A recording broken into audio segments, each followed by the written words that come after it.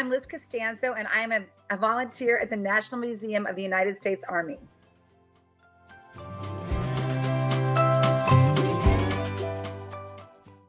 So I wanted to volunteer at the museum for a variety of reasons. I was able to go to the museum. It opened on November 11th on Veterans Day, and I had tickets for November 14th. So I got in right before it had to close because of COVID. And when I was at the museum, I was like, I need to volunteer here. And my reason why I went to the museum in the first place is I've always had a great appreciation for our United States Army. My dad served in Korea. And also I had the opportunity to take the troops. I was a flight attendant for TWA, and we took the troops to the first Gulf War. And ever since then, I just had a great respect. Well, I've always had it, but respect for the Army. And also I wanted to figure out a way to serve my country. And then being at the museum made me think this would be a great way to be able to do that in a place that was so amazing. And I'm also a former high school history teacher. So it just all kind of came together for me.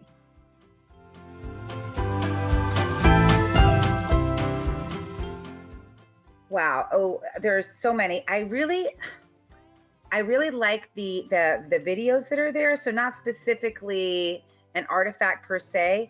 And I love all of the really big artifacts that are in the last exhibit on the kind of the current war, the current wars.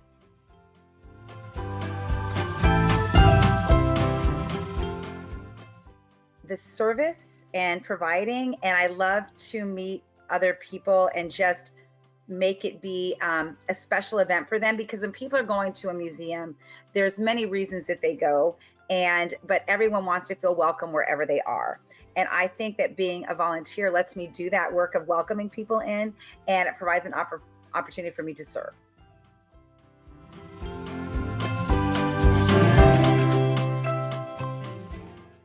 Well, I think the fact or story that I find for myself most interesting is the fact about that civilian jets are utilized to move troops. And I did not know that until I was asked to do it.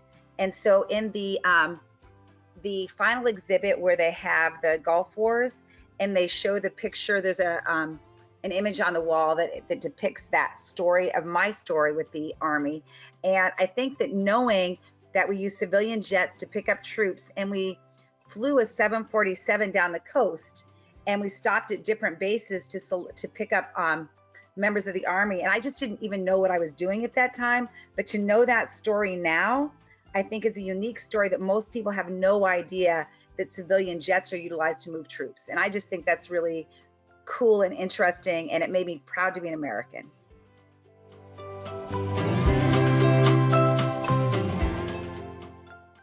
Well, I work for the Department of Defense Education Activity, and that in itself really goes with this volunteer piece at the Museum of the Army, but also my degree in history and my interest in that particular piece. I have an affinity for teaching students about war and about sacrifice, and that really fits in with this work at the museum.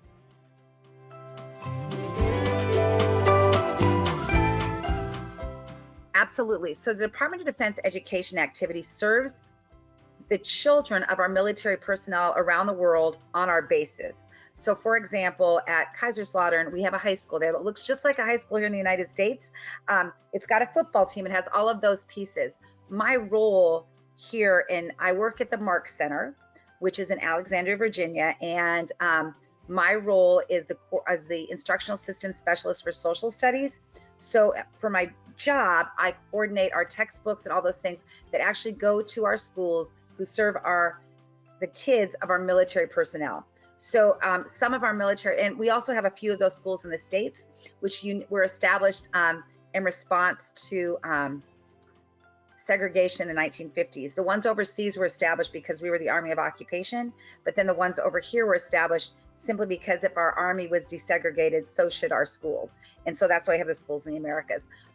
So we have schools in Europe, the Pacific, America, and we also have schools in Guam, Puerto Rico, Cuba, and they move as our troops have moved, and those have changed over time. And this year's the 75th anniversary of DoDEA. So my day job is to be the coordinator of social studies for all of our schools that serve our military kids around the world. It's a really amazing place to work.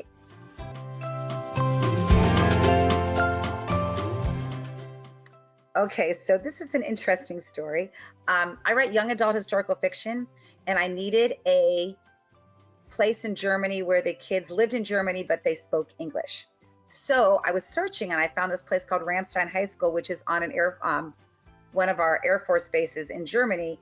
And I had my kids go to school at this Air Force base school that I knew nothing about.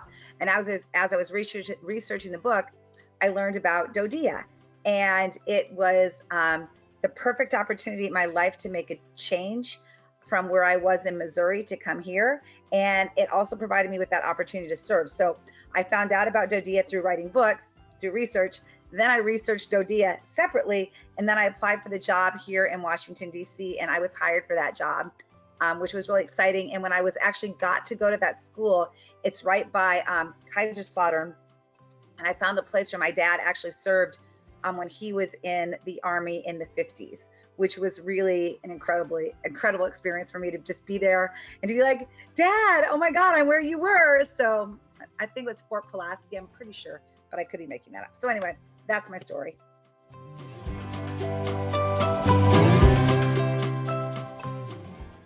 Oh, okay. So I had the opportunity to teach at the virtual school.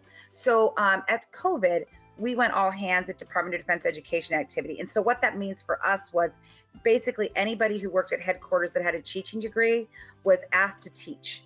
So first semester of this school year 2021, I taught 8th graders whose parents are in the military all over Europe. So I had opportunities to meet the students of our Army members for whom we serve, but also I got to meet their parents when I did parent-teacher conferences. And what I love the most about that was to really learn about the commitment that our soldiers have to the United States, their kids' education. It was an amazing experience, and that might be my favorite story, is just meeting the parents of my students, because at headquarters you don't have that opportunity to do it. So kind of picture yourself in your job that's like an office job, and then have this opportunity to teach students who live in Europe. It was just an amazing experience, and that made me really feel like what I joined for, which was to serve our Army, and this really gave me that opportunity.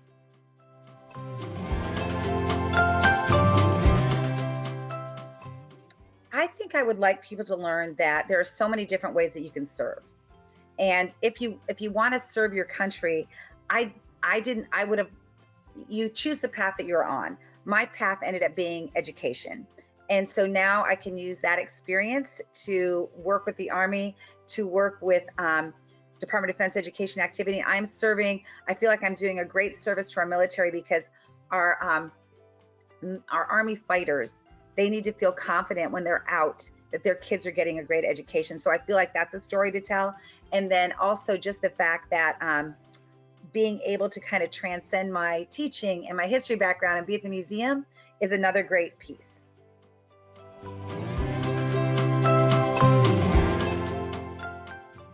Oh my goodness, I love museums, and this has got to be one of my favorites. So there are so many things. The artifacts are amazing. They might be the best artifacts I've seen of the military, which makes sense that the Army has those, but they've got amazing artifacts, but also the way that it's so well done. The World War I exhibit with the trenches, I mean, it just gives you a feeling of what it was like to be there. It's just amazing. So all of those, and like I said, I really like the videos. I think one of my favorites is also, wait, how many favorites can you have, right? Is the actual theater presentation. That was amazing. And it was really awesome how it had the movement in there, and you kind of felt that surround sound. I think our visitors are going to love that experience.